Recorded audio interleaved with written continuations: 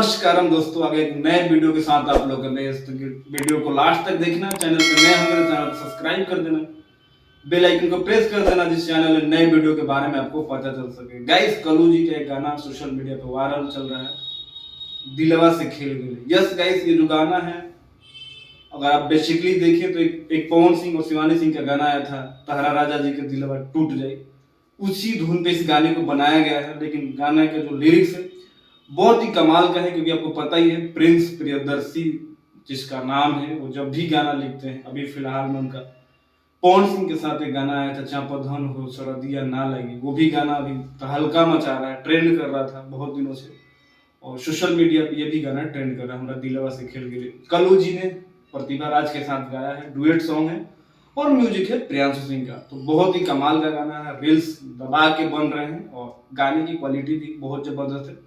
Viral Bhojpuri से इसको release किया गया है और माइंड ब्लोइंग सॉन्ग है, और कलो जी ने बहुत जबरदस्त काम किया है। आप लोगों ने नहीं देखा है तो जाइए देखिए, और देख लिया है तो कमेंट करके जरूर बताना कि गाना कैसा लगा।